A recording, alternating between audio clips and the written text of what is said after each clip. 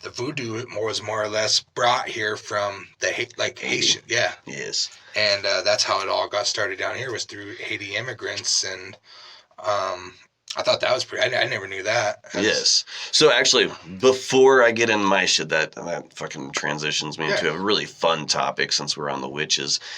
So do you know much about zombies and shit like that in Haiti?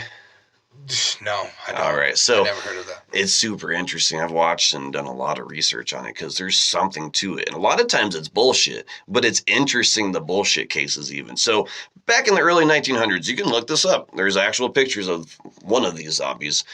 And back in the day, some of these Haitian people would fucking supposedly bring back people from the dead and shit.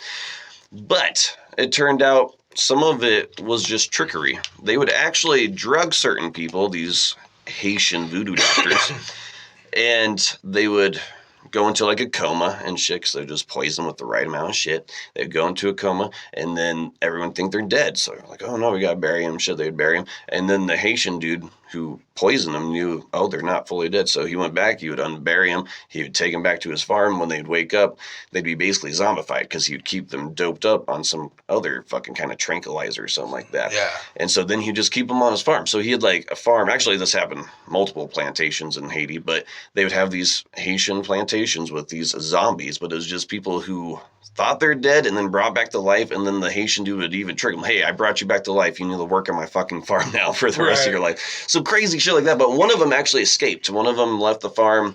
Lady got off the farm, found her brother, and her brother like kind of traced her steps basically and found out. And so they made it a law in Haiti. You cannot make zombies. No zombies in Haiti. That's an actual law. But there is a case or two, if you really look into, some people do make actual, like, zombies. Somehow they, again, with chemicals and shit like that, they will fucking rewire their brain and shit like that. So, anyways, you remember Miami, 2011 or something? I was just about to say, remember that dude in Miami? That like face? eating that dude's face or that chick's face? Yeah. So, did you know that guy had no bath salts in him? I was going to say it was from bath salts, but... Yeah, no, he had no drugs in his system. Oh, wow. Yes, I know no one wants to talk about that. And then another case like that happened 2 years later. Another black guy, I think he was possibly homeless too, but he viciously attacked two teenagers outside their house. And he like almost bit off one of their faces and shit. And they like stabbed the fuck out of him. And he didn't feel any of it. Wow, crazy. Anyways, they tested that dude. Nothing in his system, maybe like a tiny bit of marijuana or something like that. Otherwise, he was clean. Yeah.